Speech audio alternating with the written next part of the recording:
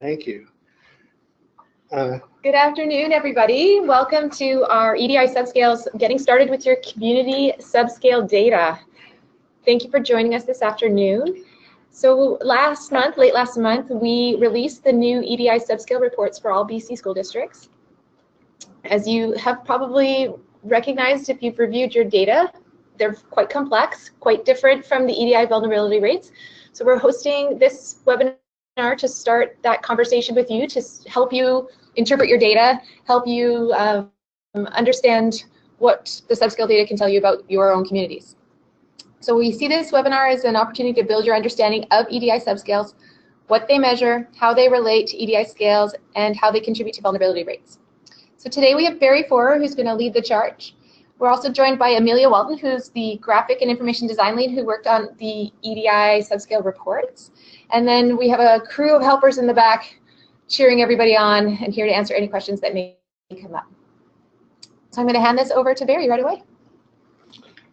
Thank you, Amy. And thanks to all of you for taking part today.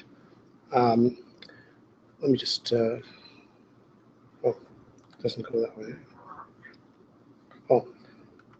So for today, in our very fast 1 hour, hoping to do a few things. One is to just quickly review the idea of the EDI and the 5 scales of the EDI as a preliminary step before we talk about what the subscales are underneath the scales of the EDI.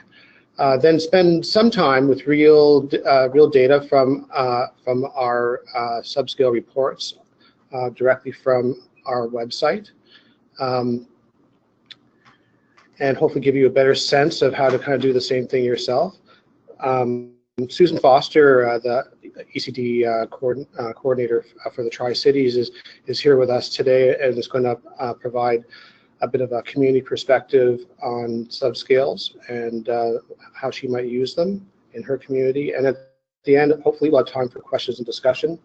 So I definitely encourage you to type out your questions in the question box that you have there, and if it's a really burning question, we'll try to get to it in the middle of the talk. Otherwise, we'll have that at the end as part of our discussion. Okay, so this is really the first time we've had a chance to talk to people in the community since the subscale reports came out a week or so ago, and even though there's a lot of consultation around what the reports look like now through the community, we are now officially out there and looking for feedback about what you see and how well it works for you. And down the road, it's all about making things as understandable and useful as possible as you try to make meaning out of your EDI results, both scale and subscale. So that's where we're heading. And today is the first step. Just to, for those of you who are not that familiar with HELP, the EDI was the original tool that we've been working with ever since around 1999 or 2000, but it's now a part of our overall child monitoring system to really get a sense of children's development and the context around their development all the way from birth through somewhere into eventually into high school. So many of you already know that we collect information from students themselves in grades 4 and 7 using the middle years development instrument, and we have tens of thousands, I think, of children now that have linkages between EDI in kindergarten and MDI.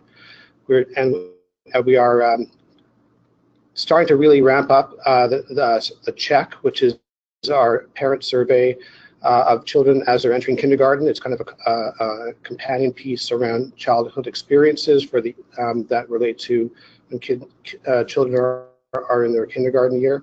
It kind of captures everything up to from 0 to 5. And earlier on, both developmentally and in terms of HELP system, we have the toddler development instrument, where we're now gathering information, starting to gather information from parents when their children are 18 months old. Again, mostly around the context of their lives. down the road, we hope to have a youth development index when the kids enter high school. But today it's about the EDI, our original, even though it's our original tool, we continue to mine it for more and more information, and today the Subskills is a part of that. What the EDI has provided for us and for everyone in the province is a lot of data about children's development in all 5 developmental domains, as you'll see in a second. And these data kind of form the building blocks and the underpinnings for which people in the community can get a sense of what's happening in their communities, how those things are developing over time, and what might be done to make children's lives and their development and work out as best as possible, and reduce some of the variability that we see these days around the province. So the data are the most important thing, and the subskills are a new form of data that we're putting out there. Just as I mentioned, the EDI, as you almost, I'm sure, know, has 5 different scales covering the main areas of development: physical, social, emotional, language, and cognitive, and communication skills and general knowledge. 4 of those 5, as you'll see in a second, have subskills underneath them. And we measure neighborhood level or aggregate level EDI scores, whether it's neighborhoods or school districts or whatever, in terms of children's vulnerability. We identify children as being vulnerable, which means that they are at risk of having difficulties down the road once they go through school and beyond into their adult lives. The EDI scales are based on identifying children as being vulnerable, and we essentially start off back at the beginning of our provincial data collection to identify what the cutoff score would be for each of the scales. That shows where the children are who are in the 10th percentile or below, the ones who are doing the worst. We set that cutoff back at the beginning, and we've kept that cutoff ever since. And that way we can kind of track what percentage of children are vulnerable in each place over time. And that's the main way that we identify children's development using the EDI scales, vulnerability. We'll see in a second that subscales are going to be a little different. So, as we mentioned, we have the 5 scales here, and we also do a vulnerability rate on 1 or more scales. That's like an overall vulnerability rate. But below the scales, except in the case of communication skills, we have a number of subscales. For physical health and well-being, we have 3 subscales: gross and fine motor skills, physical readiness, and physical independence. On the social competence scale, we have 4 subscales: respect and responsibility, approaches to learning, overall social competence, and readiness to explore new things. We also have 4 on the emotional maturity scale: pro-social and helping behavior, hyperactive and inattentive behavior, anxious and fearful behavior, and aggressive behavior. All very interesting and different aspects of something that gets rolled up into 1 scale. Under language and cognitive, perhaps things that maybe hang together more closely: basic numeracy and literacy skills, as well as advanced literacy skills and interests in math and reading. And there are no subskills for communication. So altogether, we have 15 subscales that provide us a whole other level of information than we have just from the scales alone, and hopefully will provide more context and more detail about what's going on in your communities. So just to kind of reiterate, what the EDI subscales give us is an opportunity to make meaning at a more detailed level than we've done before, when we only looked at vulnerability. Vulnerability in each of the scales is fine, but as we've seen in the subscales, they're made up of very distinct aspects of each of the 5 scales, and it's not necessarily true that the same patterns that you see for the scales are going to show up for every single subscale.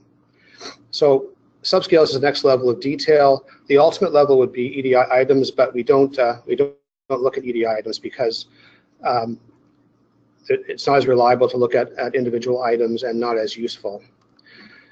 And then once we have our scores, scales or subscales, the main thing I want to get across today and hopefully help you with is what we try to do with them is make some kind of meaning out of them by putting them into different contexts. And there's, whether you're talking about the overall vulnerability rate for different neighborhoods, or whether you're talking about scales or subscales, we're always interested in the same context to understand what's going on in those places. We want to know what's happening over time. Are things getting better or worse? Want to know which places have the higher or lower vulnerability rates, or more or fewer children who are having developmental difficulties. We want to be able to identify which scales or subscales in your community where there are particular problems or even some particularly good news stories. And ultimately, by people in the community kind of really mining their local context, being able to ultimately understand why they have the patterns that they have and what they might attempt to do about it, either at the neighborhood or school district or some other local level. That would be the ultimate. So just to take it a little farther on subscales, I mentioned, I think that they're not measured using vulnerability the same way that the scales are. And basically it's because each of the subscales is made up of only between 4 and 8 items. It's harder to combine those and create vulnerability scores. And you end up with different subscales having higher or lower percentage of children being vulnerable, depending on the subscale. So we've scrapped that completely, and we use the actual scores that go into each of the subscales and calculate what we call a standardized score. That way we can use the same scale for all the different subscales, and allows us to compare them with each other and across different levels of aggregation. They're in the opposite direction to vulnerability scores, as you'll see later on. So we kind of put them in graphs, so the worst is up at the top and the better is at the bottom. And just like the vulnerability rates, we want to be able to show change over time. So we create a baseline, and our baseline is wave 2. It's really the same thing we did with vulnerability rates when we set the cutoffs at the beginning. Once you use the same cutoffs or the same benchmark, in this case wave 2, you can follow change over time. Now, I'll be the first to admit that these standardized scores are not as easily interpretable as the vulnerability rates are, but with some practice, I think everyone will be able to develop some skills about that. And the most important thing is that we can, whether we're using vulnerability rates for scales, EDI scales, or whether we're looking at standardized scores for subscales, we can still use our critical difference technology to really help to identify places where there are differences worth considering and doing something about. Speaking of critical difference, this is the one thing that we're going to spend a lot of time on today, because we have, as you'll see in the maps, or maybe if you've been to the website, you've seen these symbols already. We have used our own kind of statistical methodology to really understand certainty relating to the measurement and sampling of EDI items, and allow us to actually distinguish between a difference between one place or another, or a difference from one time to another that is large enough that we would say statistically that it's something worth talking about. It's probably not a measurement issue, it's something actually there and something worth talking about.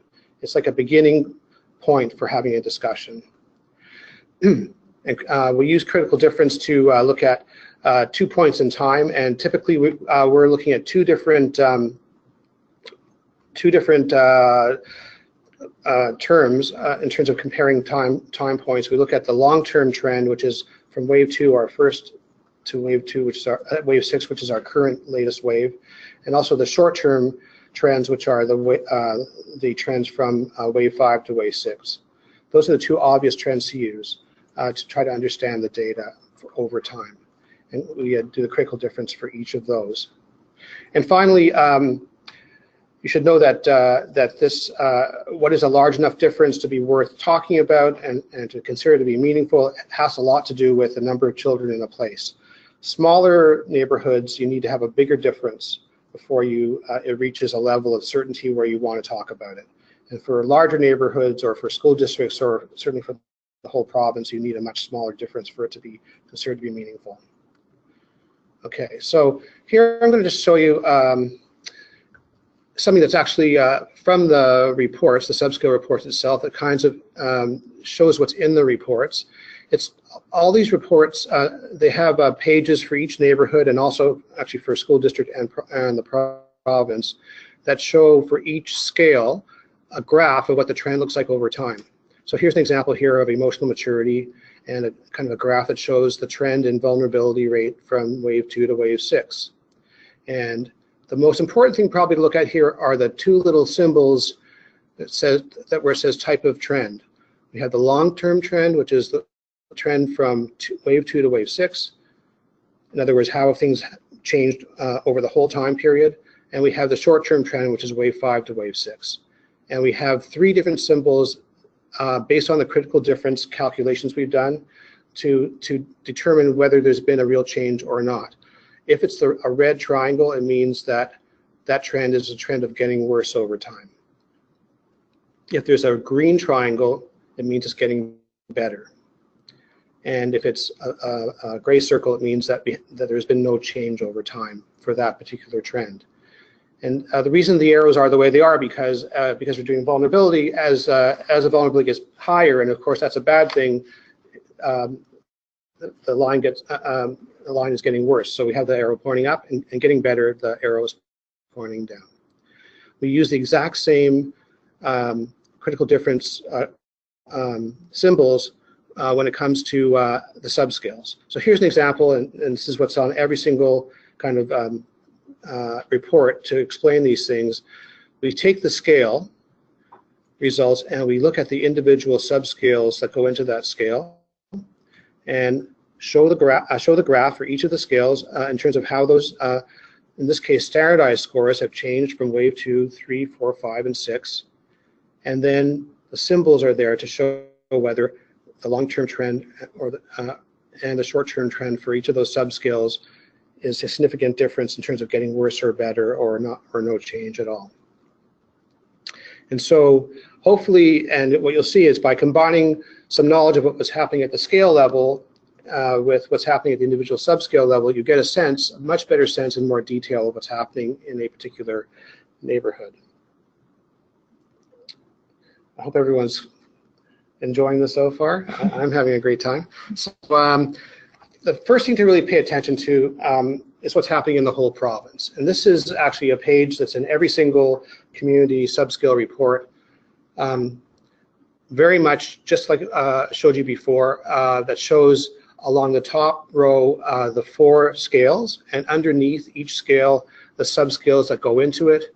And there are graphs to show how those vulnerability rates or standardized scores have moved over time from wave 2 to wave 6, as well as these symbols, these triangles and circles, to identify whether our critical difference calculation has identified a real trend in one direction or another, either for the long-term or the short-term trend. So let's just spend a second with this, because this is, what's happening in the province is the ultimate thing for comparing what's happening in your community. You want to know whether your community is doing better or worse than the province as a whole. So if you look at the scales, the 4 scales at the top there, 3 of them, physical health and well-being, social competence, and emotional maturity. As you can see, there's a red triangle for the long-term trend and a circle for the short-term trend. What that's saying is that the vulnerability rates have changed in terms of getting worse or higher long-term for all 3 of those scales. But on the short-term, that trend of getting worse has leveled off enough so it hasn't changed meaningfully from wave 5 to wave 6. All 3 are the same. The difference is language and cognitive, where for that scale we don't see any significant trends, although it's hard to really see there, but the vulnerability rate has gone down slightly over time, but just not quite enough at the scale level to be identified as being significant. It's the only one that's gone down. The other ones have all been going up. Now, the good thing about that is, or the reason we do subscales, is that for every scale trend, we can see whether the subscales follow the same trends, long-term and short-term, or not, or whether they're different. And you see from the results here for the whole province exactly what that looks like. Okay, so for physical health and well-being, where the long-term trend is to get worse, and for the short-term trend to be unchanged, the only one that looks the same of the subscales is physical independence. That's one scale, and it's the kind of middle green color there, where things have gone up over time. They're getting worse. The standardized scores are getting lower, and they also level off the same way that the scales do. For gross and fine motor skills, we don't see any trends. And for physical readiness, which has to do with, with the extent to which children come to school hungry, tired, well dressed, and so on, we actually see different trends depending on whether you look long term or short term. It started to get worse. In fact, it was the one that was the most worse, if you want, by wave 5, and between wave 5 and wave 6, it started to come back down towards the provincial average. The provincial average, by the way, in wave 2 is represented by a score of 0 across all of these subscales. I do have one question that I'm going to interject with. Great. We have a listener who's wondering why there are no subscales for communications and general knowledge. Thank you for the question. The reason we don't have a subscale for that is because, unlike the other scales, which have a lot of items, well, actually, like emotional maturity has 30 items, social competence 26 items. Physical health has only 3 scales, but they only have 13 items. Communication skills and general knowledge only has 8 items, and it just doesn't lend itself to having more than one underlying kind of subscale for it. It only has one subscale. It really just addresses one thing, and all the items address just one thing. Oh, I can do that. Oh, yeah, right. Yeah. Okay. Thanks. Well, I can. Oh, it doesn't show up. Yeah. Anyway, so thank you for the question. I hope that answered the question. But okay. Oh, you can see it there. Okay. So yeah, I will use that. So this is very helpful. As long as I am left-handed. We were talking about that. This is my right hand doing this. If you look at social competence, it's a little more consistent between what happens at the scale and what happens at the subscale level. 3 of the 4 subscales have the same pattern of getting worse over the long term, but not changing over the last 2 waves. The only one that's different there is the readiness to explore new things. But it still shows you that the patterns that you're getting are not exactly the same across all 4 of the subscales. So there's more information than just looking at the overall scale level. Emotional maturity. The only subscale where you see the exact same trend as in the overall scale is for aggressive behavior, that being a long-term worsening and short-term being unchanged. For anxious and fearful and hyperactive and inattentive, actually things that continue to get worse over time. And so maybe these are 2 subscales, again, provincially to pay more attention to because they're continuing to get worse over time, whereas the overall scale is starting to level off. Prosocial and helping behavior is completely different in its shape. Actually, it's this one here. It actually starts to get a little worse, but not much, and then comes back down to getting better again, ends up right where it started. And so short term, long term, it hasn't changed at all, but in the short term, it's actually been getting better. And that's a totally different pattern than we have for any of the other subscales. So prosocial helping behavior is something to pay attention to as something that could be quite different, and we have to know these differences. This is why we have subscales. Finally, for language and cognitive development, all of them trend downwards on the long term, but haven't changed much in the short term. This is an interesting case where the subscales have a significant critical difference, each of them, but the overall scale does not. I think we'll see this again today, later on, and we'll try to explain what that might mean at the neighborhood level. Okay, so let's have a look at some actual subscale scores from our website. And here I go to this one. Thanks. So here's our website. To get to the subscale reports, you go into Maps and Data, EDI. Makes sense? And then skip over to your EDI reports. This is where we have all the individual community profiles for each of the school districts. Here they all are. And I'm going to start off with one example of one neighborhood and just try to set the stage a little bit about what this whole process is about and how to kind of look through some of this information, particularly at the subscale level.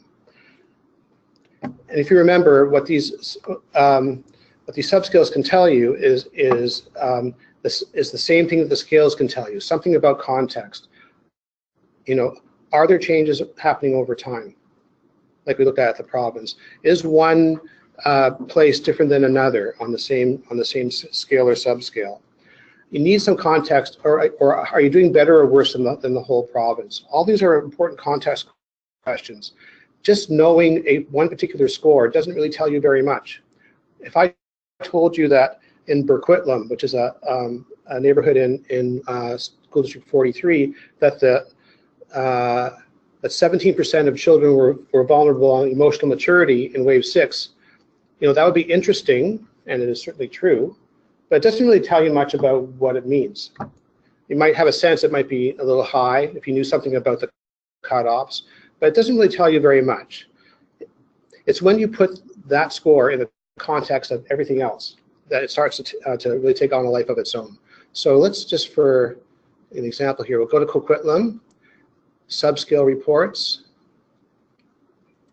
This is the report for Coquitlam. And if I scroll down, we have the explanation like I showed you before. We have the provincial trends, which we've already just looked at, and then each of the individual neighborhoods. Here's Coquitlam. So I mentioned that the vulnerability rate for emotional maturity was 17%. Well, here it is for wave 6, 17%. But just by looking at the trend over time, you see something about what's going on with emotional maturity. One is it's gone up since wave 2, as evidenced by this red triangle. And 2, it hasn't changed really since from wave 5 to wave 6. That trend of getting worse is leveling off. Okay, so already you have some context around what's happening in this particular place. And when you look at the subscales below it, you get even more information. What you get is that on 3 of the 4 subscales, we have the same trend. The trend of getting worse over the long term, but leveling off in the short term. Except for one subscale, that's pro-social and helping behavior, where it was getting worse. That means it's going up this way, getting worse. But between wave 5 and wave 6, that particular neighborhood got a lot better. So it's a different pattern altogether. So by looking at the subscales, you get even more context. And you could also, you know, compare this to what's happening in the school district. But as time is blasting along here, I think I'll just do one more example of how we might go through and do some comparisons, but not just on change over time. Notice this here. These symbols here are all about long-term and short-term change over time, but you can also do other comparisons. For instance, here, if we look at emotional maturity, and this is the provincial average at wave 2, where it says 0 here, you can see that what's happening, most of these lines are above the provincial average. Even the provincial average has been going up for each of the subscales. These scores are higher. And so, I mean, it looks like compared to the province, Coquitlam is doing a little bit worse. And you can also compare even across the different subscales and scales, but we won't do that. I think I'm going to go to one other example here. So we can go back a couple. And I'm going to go this time to Rocky Mountain, out in the Kootenays. And again, we can go to the subscale report, and I want to look at yet one more neighborhood and try to explore it a little bit. There are fewer neighborhoods in School District 6, but the report looks the same so far until we get to the actual neighborhoods. And here's Kimberley. No, I want to look at Windermere. Windermere. So let's have a look quickly at Windermere. One thing just to notice right away is that if you look at the scale lines, you can see that they're generally going up, which means that the vulnerability rates are going up over time. And in fact, if you look at the subscales for each of those scales, the first 3 scales, what you see is that a lot of red triangles. which means that in Windermere, first of all, we have a situation where things are getting worse and the vulnerability rates are trending in the wrong direction. Not only are they trending in the wrong direction, but almost every one of the subscales is also trending in the wrong direction. It isn't just about one thing. It's about almost everything. The only time you see a green triangle here is for physical independence, which is this green line here. And while it was getting worse up to this point, between wave 5 and wave 6, it got better. So that gives you more context. Physical independence, as you recall, has something to do with children's ability to be independent, such as washroom activities, handedness, and coordination, and things like that. Now you can also compare this to other places, like for instance Kimberley, where even though it's in the same school district, the pattern looks quite different. You see, in fact, on the short term, a lot of improvement, and the long term for all of the scales, you see that they haven't changed over time, unlike Windermere, which has been getting worse. And on the short term, things are actually getting better in Kimberley. These are two places they're essentially both in the same school district, but have very different patterns. That helps provide some of the context. So I think there's a lot more you can do here, but by looking at all these individual patterns, and that's why subskills are useful. You notice here, for instance, in social competence, that the long-term pattern of not changing, but getting better over the short term was actually something that overall social competence matched, and respect and responsibility matched. But approaches to learning was actually got worse at first before more recently getting better. So the subscales give you more information about the specific aspects of social competence and how they might be different from the overall scale. So I think I'll stop here and turn this over to Amelia. Okay. Hi, everyone. I get to unpack a few neighborhoods where there are good news stories coming out with the subscale data. So I'm just going to go back here. And the first place we're going to go is in Vancouver, Subscale reports.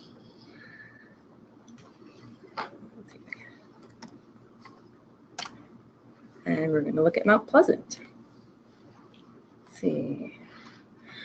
So Mount Pleasant is a place that came up as one of the places where there were the most subscales experiencing positive trends. So you see a lot of green triangles here, both on the long term and the short term. So this is change that's been happening over, over a decade. You might also notice that it's gone from slightly worse than the provincial average on several of the subscales, coming down to at or slightly better than the provincial average on several subscales. In addition, social competence and emotional maturity, and to a degree physical health and well-being, are actually kind of bucking the provincial trend. Those were three areas where the provincial average is actually increasing, but here we have a decrease, which is a good thing. And then you can also compare to other neighborhoods which aren't too far away from Mount Pleasant, where very opposite things are happening. Oak Ridge is an example, not too far away from Mount Pleasant, traditionally somewhere where it's a little bit higher SES, but you can see it's dramatically different. It's got lots of red arrows showing that it's not doing as well as Mount Pleasant. They're trending in the opposite direction. And I happen to live in Mount Pleasant. I moved here around wave 5, 2011. I have a young family. I have a son who just started kindergarten, so I have a lot of insight into what has been happening in this neighborhood from wave 5 to wave 6. Without a doubt, you should say there's gentrification happening here. There's definitely a shift in the socioeconomic status of the neighborhood. And there are lots of great programs in the neighborhood. There's multiple Strong Start locations, library, community center, family center, a real sense of community. So I do have some perspective on that short-term trend, but it's clearly something. There's been a shift in the neighborhood from the long term as well. One scenario that's coming up here that you might also see in your data that Barry has pointed out is we can see in emotional maturity, the short-term trend, you have all subscales. Oh, sure. Okay, hopefully you can all see a little better. So we have positive trends. Things are getting better on all 4 subscales in emotional maturity. But we don't see a meaningful change at the scale level. So this happens from time to time. There's a few things that might contribute to results looking like this. One of them is that there are different thresholds for meeting this critical difference, meaningful change requirement that are different at each subscale level and then different again at the scale level. So there's always a chance that just cumulatively they haven't met the threshold for becoming significant at the scale level. But another important thing to remember, with the scale results up here, we're thinking about the percentage of children who are vulnerable. We're talking about vulnerable children.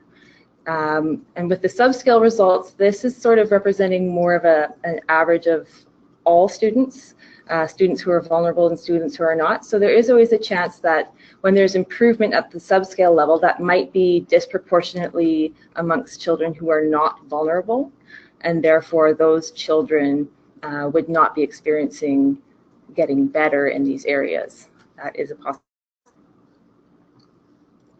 I'm going to go to one other example in another community, New Westminster.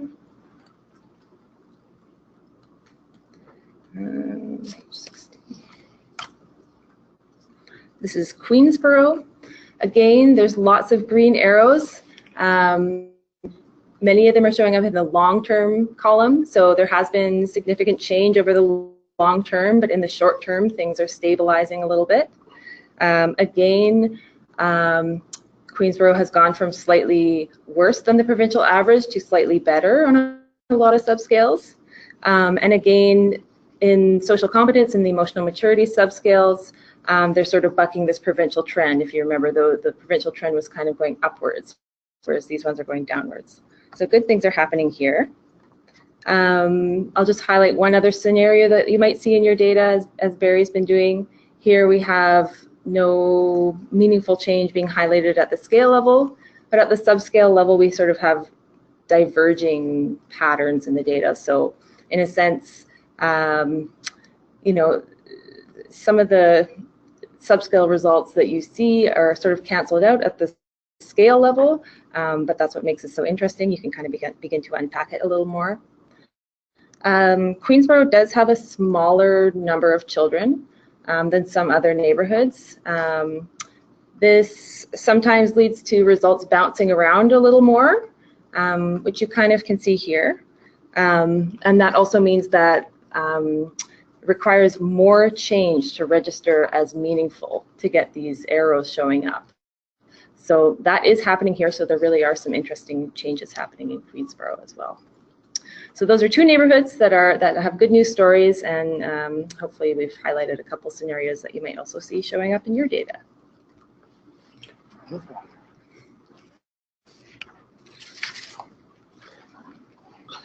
Great. So I think at this stage, I'm going to turn the mic over to Susan Foster, our resident expert from the Tri-Cities, who was very helpful in terms of some of the initial work that we were doing in terms of how these reports are going to look and how to make them useful, and to maybe provide some of the community perspective on what to do or how to work with these kinds of subscale data.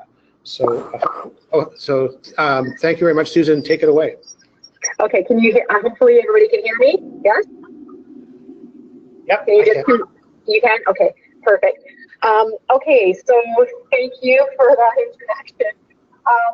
So, you know, I was kind of asked, like, how would I use it in my community? And I know in our community, and like a lot of probably do activities with the EDI results. And one of the things that we do every year in our community is we do what's called a research day. And for that day, we basically look at whatever the current data is that we have sort of available to us. And of course, this year we'll be looking a lot at the subscale data. So yeah, basically what I was thinking is I would first of all look at my district data altogether, which I think is on page 11 of the report. And just kind of looking at that and comparing it to the province. So very similar to what Barry and Amelia have been talking about, and just kind of looking at, okay, what are our trends versus the provincial trends? And a lot of our trends are very similar overall, but then on the actual scales, there's some differences. And just looking at this, where I go is to emotional maturity, which I think probably a lot of districts are going to be looking at. And so for me, I would kind of think, okay, so emotional maturity, we've had both long-term and short-term getting worse. So can we unpack that a little bit more, right? And I don't want to, like, you know, it would be, I don't think it would be a great idea to kind of start picking those 4 areas apart and trying to, you know, look at it that way. But I think rather maybe looking at some positive things that are happening rather than kind of why are these things so bad. So I know just in looking at my own data, if we can jump to Eagle Ridge, which is on page 19, that's kind of our good news story right now in our area. And so I would be looking at the emotional maturity in Eagle Ridge and saying, okay, so it looks like we've actually had some long-term improvements and some short-term improvements. And I think that would be where we would go as a community to try to learn from that neighborhood and see what have they been doing maybe that's different, and to try to unpack that a little bit more. I think the caution around this data is that, you know, if people are not you know, kind of trained to look at it accurately, they could just kind of take it and run with it. And that could be, you know, I mean, if you look at the scale beside the social competence, somebody could look at that and go, well, explore new things. That's obviously a huge problem, and we need to just like go to town on that in Eagle Ridge, right? And without really having a context. So I think that for me in the community, that's how I will be using the data, is with caution, but also allowing us to just dig a bit deeper. Because in the past, all we had was the overall score. And, you know, even if I look at this one and I look at language and cognitive development, so long-term and short-term, there was no change, but there actually was a long-term change that wasn't that great in advanced literacy. So we wouldn't know that by looking at the graph above. So I think just having that level of a little bit more information is going to be really helpful for us. So I think that's all I had to say. Thank you very much, Susan. That's, oops. Yeah, that's great, Susan. I hope that's helpful for people. You know, every school district, every community within school districts is going to look a little different, and it's only by doing these comparisons over time across places, understanding what some of the local efforts have been over the years. All those things are how we get to trying to understand these data, to act on them in a meaningful way. So actually, maybe if there is there a question you think that's a burning question, or should we carry on just the last little bit? No burning questions at this point. Send them in, people. Okay. Oops, that was Susan Foster. Okay, so is this not sure? I have to go into the current slide, right? Okay, so just to kind of, in some ways, wrap up. This is really just such an introduction to all of this, but the idea is to kind of help you get started in terms of looking through these pages for your particular community, for your district, for the province, and try to at least understand some of the additional information that's available by having subscales, and also to do some of those comparisons and use the critical difference symbols to help you decide where there is a difference and when there isn't, that's worth talking about. So the whole idea of this talk and also of reviewing subscales and scales is to try to put some kind of context around the EDI scores. We provide the scores, and we have calculated the extent to which we understand how certain or uncertain those scores are, and the whole purpose of this is to put them into the different contexts, such as, are there changes over time for a community? How do communities in the same school district differ one from the other, as we have seen in a few places? Where are vulnerability rates or standardized scores particularly bad in an area? And of course, I guess the toughest of all, understanding how all those things relate to the local contexts. So the more context we can put around these results, the more we can come to a place where we understand what to do and how to move forward. And the key is that even though there's more information from subscales, really the meaning-making process is exactly the same. It's exactly the same. It's just more information, as Amelia and Susan pointed out. It gives you more information because not all subscale trends follow the overall scale trends. So it just gives you more to chew on, more to understand, and while that can make it more difficult in some senses, it also ultimately will provide more clarity. And finally, the consideration that critical difference calculations is what we use to kind of distinguish between what is a real difference to look at, especially when things bounce around so much, and what things you can just attribute to some of the noise that happens over time, different children, different demographics in a community, and so on. And in the end, if we combine our EDI scores along with other information that we're getting from parents, for instance, through CHEC,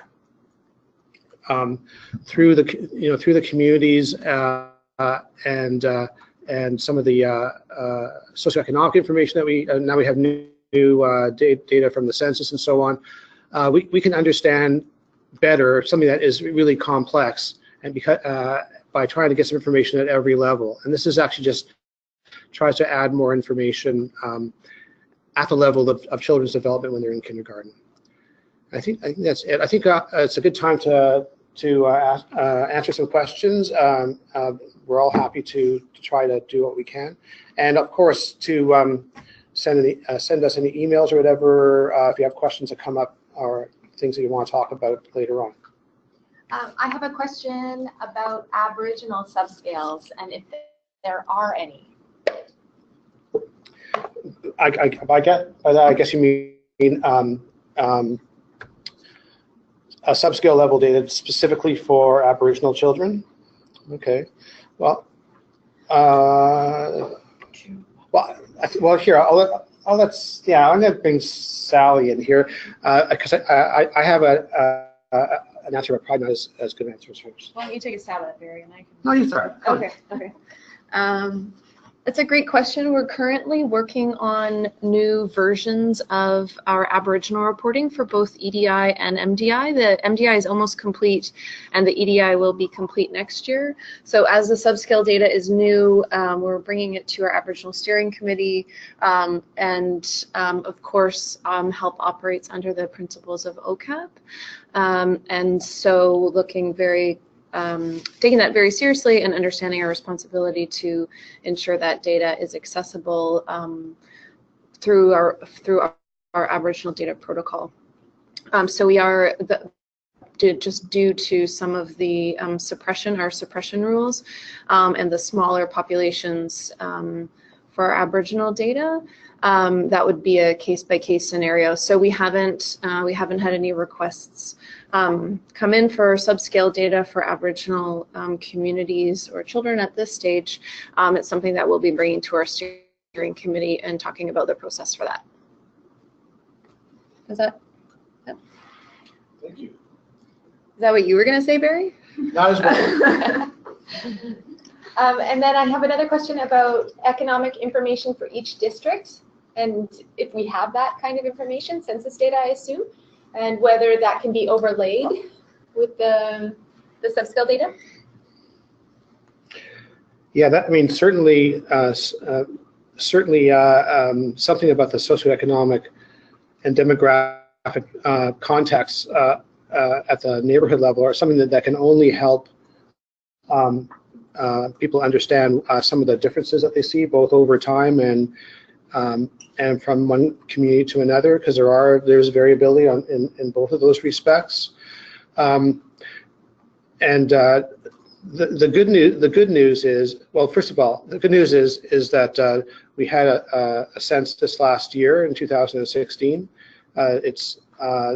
They're still rolling out some of the results, and once they're all out there, we always order for each of our neighborhoods a whole host of variables from the census on a wide variety of topics, relating to income and poverty and education and immigration, residential mobility, all kinds of things actually. And we take about 100 or so of those variables, and we always publish them on our website.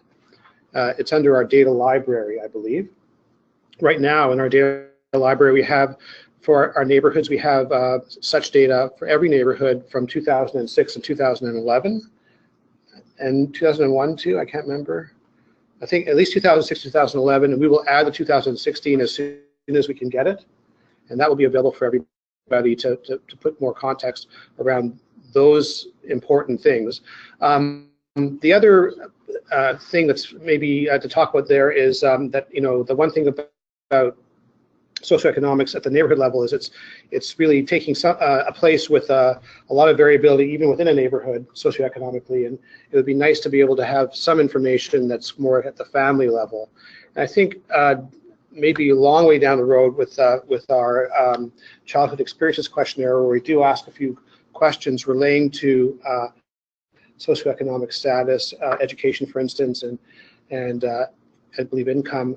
Those kind of information way down the road will give us some more kind of fine-grained information that we can use to try to understand the local context. And I have a question about if there's ever been a breakdown between rural and urban EDI. And maybe you want to touch on the remoteness index a little bit, Barry? Yeah, I mean, we have done some of that in the past. One of our projects now, which is still in process, I would say, is to characterize the whole province in terms of what we call a remoteness index. Essentially, it gives a score everywhere in the province for how hard or easy it is to access services that families need in order to things like for instance like hospitals and so on. Get a sense of how far people have to go in order to access services, or how remote they are. And so we have used an earlier version of that to look at issues around EDI scores and also socioeconomic status, and I think it's a very interesting thing to do. So it's something that we don't report on right now, but I think it's a good idea for us to include it with some of our socioeconomic data down the road. And I have a question about school level subscale data, and if it's available for school districts. Sorry. Well, yeah, I think each school district does get their EDI data. Do they get the subscale? No, they don't get subscale. Not at this stage. Yeah. Barry, do you want to speak to why we aren't actively providing subscale data at school level? Yeah. Actually, it's actually the same for scale and subscale data.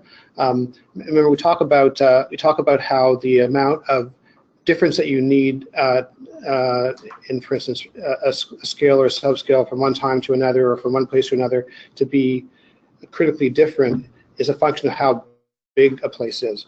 Well, the thing is, once you get below a neighborhood level, then you're talking about a much smaller number of children, and the scores, the EDI scores, just are too uncertain at that level to really be useful from the point of view of being able to assess change over time and so on. And so we don't report on anything below the neighborhood level. And I guess some schools have very small numbers, and there'll be some issues around just being able to identify individual children potentially, which we don't want to do. The last thing the EDI ever wants to be able to be used for is to identify individual children's developmental scores.